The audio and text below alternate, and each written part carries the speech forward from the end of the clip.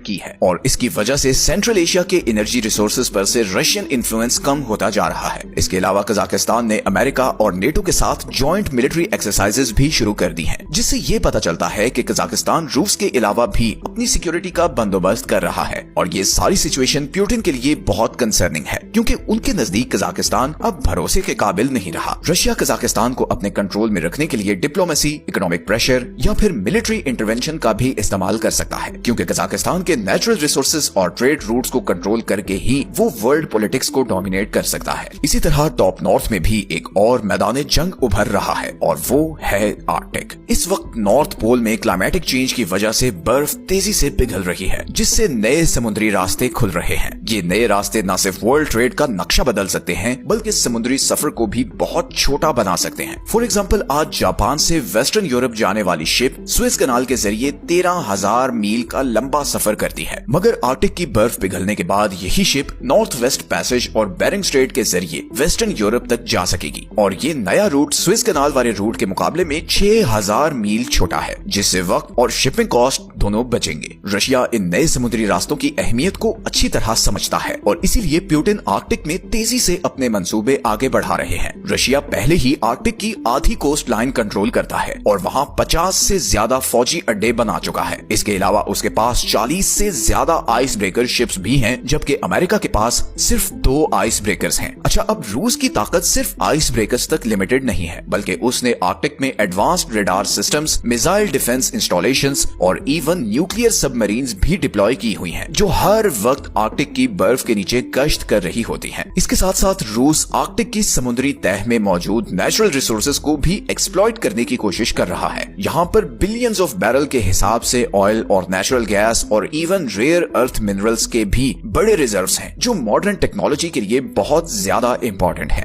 Russia की इसी aggressive Arctic strategy के जवाब में प्रेसिडेंट डोनाल्ड ट्रंप ने अभी रिसेंटली आर्कटिक में अमेरिकी प्रेजेंस बढ़ाने का ऐलान किया है। इसके लिए उन्होंने तकरीबन 40 नए आइस ब्रेकर्स बनाने का ऑर्डर दिया है। लेकिन अमेरिका के लिए एक बड़ा चैलेंज ये है कि वो आर्कटिक के इंफ्रास्ट्रक्चर और शिप बिल्डिंग में रशिया से काफी पीछे रह गया है। आइस ब्रेकर्स को बनाना बहुत मुश्किल, महंगा और टाइम टेकिंग काम है। अगर